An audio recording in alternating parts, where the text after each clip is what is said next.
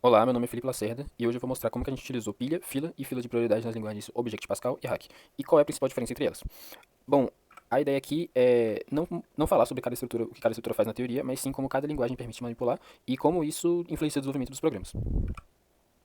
Bom, no Pascal, tudo é muito mais explícito, né? Você cria o objeto, a lista, as classes, e você precisa gerenciar quando cada item entra, sai ou é destruído. E isso dá controle, né, sobre a memória e o desempenho. E essa é a vantagem. Só que como desvantagem acaba exigindo muito mais tempo do programador. Por exemplo, uma pilha, ela precisa de muito mais atenção em cada passo para evitar esse vazamento de memória. E nas filas, você consegue priorizar essas tarefas críticas, mas você precisa codificar a lógica e a ordenação e remoção. No hack, a abordagem é bem diferente. As estruturas, como vetores, dicionários e conjuntos, você consegue montar a pilha, fila, bem rapidamente. E o hack ele gerencia essa memória internamente. Então o foco do programador é só organizar e acessar os dados. E isso aumenta bastante a produtividade e facilita a integração com aplicações web. Mas você acaba perdendo esse controle que você teria usando Pascal. Bom, comparando o controle e a produtividade, a diferença é essa: controle e produtividade.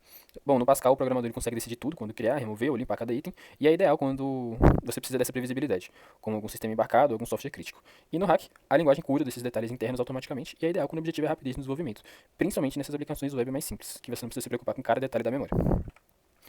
Bom, no Pascal você pode criar um mundo, ou um header em editores, filas de processamento, e cada objeto precisa ser gerenciado manualmente, e no hack você faz o mesmo, mas com menos linhas de código e menos preocupação com objetos internos, que faz o desenvolvimento bem mais ágil. E a lógica da pilha, fila ou prioridade continua a mesma, mas a experiência de implementação muda bastante. Concluindo, a lógica das estruturas não muda, mas a forma de implementar depende da linguagem. No Pascal você tem controle, precisão e estabilidade. E no hack, simplicidade, rapidez e integração.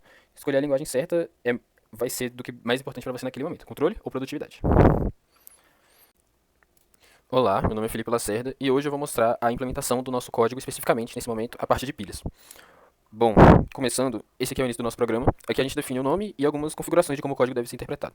Tem a importação de algumas bibliotecas, que traz algumas funções, tipo manipulação de listas, e umas utilidades gerais para o comando sair certinho no final lá no compilador. Bom, aqui agora nessa parte a gente tem a classe TUser. Nessa parte a gente cria essa estrutura que representa o usuário com o nome e a idade. É tipo um cartão de informações e o construtor serve para preencher esses dados quando o usuário é criado. Seguindo aqui, a gente tem a implementação do construtor, que é a pilha em si, que a gente chama de TUserStack. E a pilha ela usa uma lista para guardar os usuários. O construtor ele cria essa lista e o destrutor garante que tudo seja apagado no final.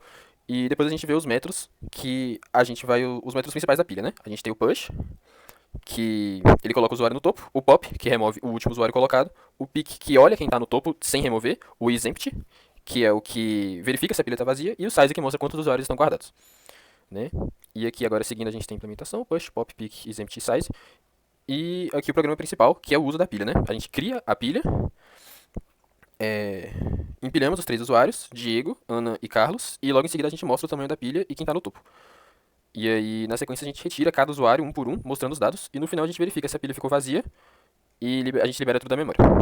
Bom, aqui agora mostrando o, o código em funcionamento.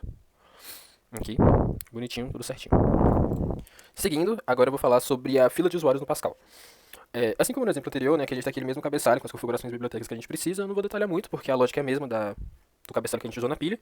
A classe TUser também, ela não é diferente, né? Ela guarda o nome e a idade, já preenche esses dados pelo construtor. É como se fosse ali uma ficha de usuário e a gente vai usar ela dentro da fila.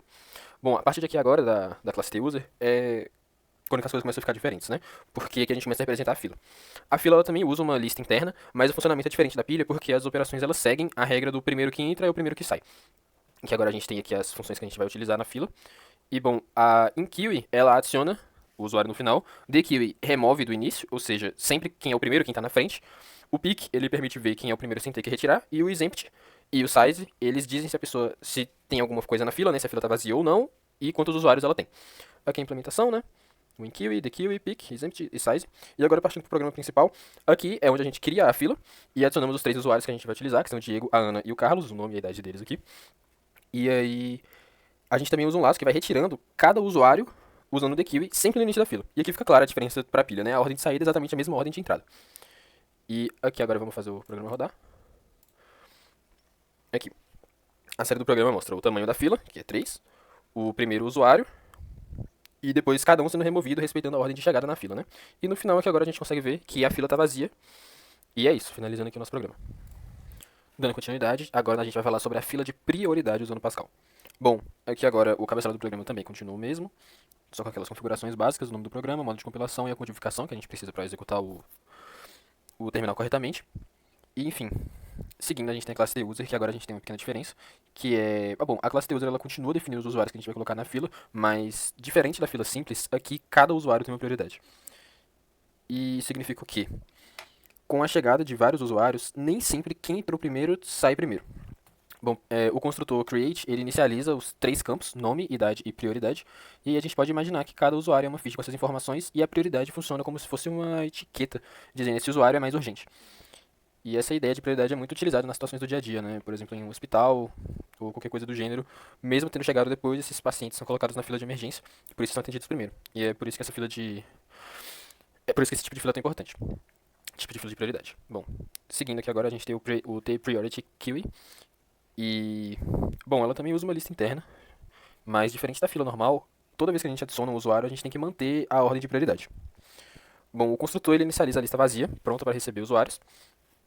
O destrutor percorre a lista inteira e libera cada usuário da memória. Isso é importante porque aí os objetos eles não ficam sobrando, né, e ocupando memória sem qualquer tipo de necessidade. O coração da fila de prioridade é o método sortQueue, que ele percorre a lista e reorganiza os usuários de acordo com a prioridade, do maior para o menor. Mesmo sendo um método simples, ele é 100% funcional, né? Quando a gente adiciona alguém, a fila já se organiza automaticamente. Aqui, de novo, a gente tem aquele mesmo esqueminha. O inQueue adiciona o usuário no final da lista, e ele chama o sortQueue para reorganizar. O deQueue remove o usuário de maior prioridade, que sempre estará na frente da lista.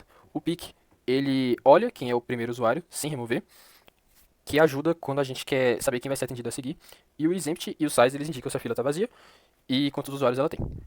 Se a fila é normal, por exemplo, no supermercado, onde quem chega primeiro é atendido primeiro, a fila de prioridade ela é tipo uma triagem, né? O paciente mais grave é atendido primeiro, independente da hora que chegou. E é assim que funciona o SortQueue. Aqui a implementação. E agora, seguindo, a gente tem o programa principal, que aqui é onde a gente cria a fila de prioridade e adiciona três usuários, que são Diego, Ana e Carlos, né, com prioridades diferentes entre eles. Aqui o último dígito sendo a prioridade. O Diego sendo prioridade 2, a Ana 5 e o Carlos 3. Assim, mesmo que o Diego ele tenha sido o primeiro a entrar, ele com certeza não vai ser o primeiro a sair. Depois de adicionar esses usuários, o programa ele mostra o tamanho da fila e consulta quem está na frente com o pique. E depois a gente entra num laço que remove cada usuário usando o dequeue e mostra o nome e a prioridade. É importante também que a gente observe a ordem de saída. O usuário de maior prioridade sempre vai sair primeiro. Nesse caso, a Ana, como ela tem o maior número de prioridade aqui, que é 5, ela vai ser a primeira a sair. É importante a gente lembrar também que toda remoção que a gente faça, a gente libera o objeto da memória, que é uma boa prática, principalmente com programas maiores. Nesse caso não seria necessário, mas é importante colocar aqui. Aqui, tamanho da fila 3, primeiro na fila Ana, com prioridade 5, removida, e depois o resto removido.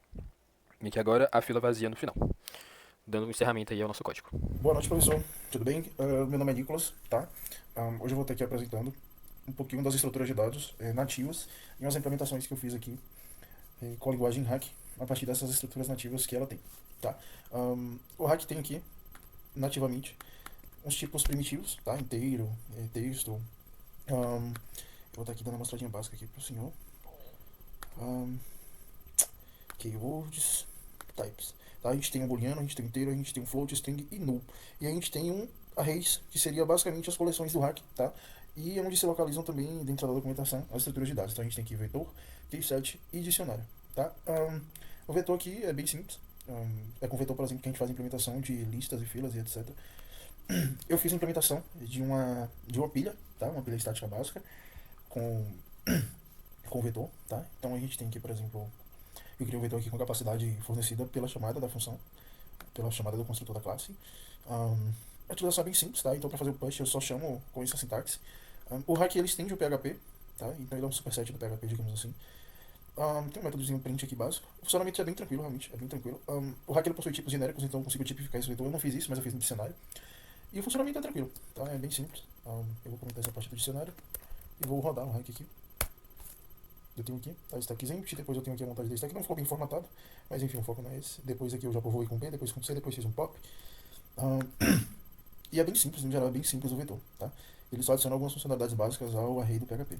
Eu vou comentar aqui e vou mostrar para você o dicionário. O dicionário é feito em cima de um tipo básico do hack, que é o dicionário, o dict. Ele é o que o PHP chama de array. Então, na prática, é um chave-valor, tá? E eu consigo tipificar na construção desse tipo qual é o tipo da chave, qual é o tipo do valor. Aqui eu usei tipos genéricos, então, para deixar tudo muito agnóstico, tem um método de adicionar, de remover, de pesquisar, de pegar os valores e de tirar print. E aqui eu fiz uma adição básica dicionário, ADD Nicholas e ADD Jennifer e printei, tá?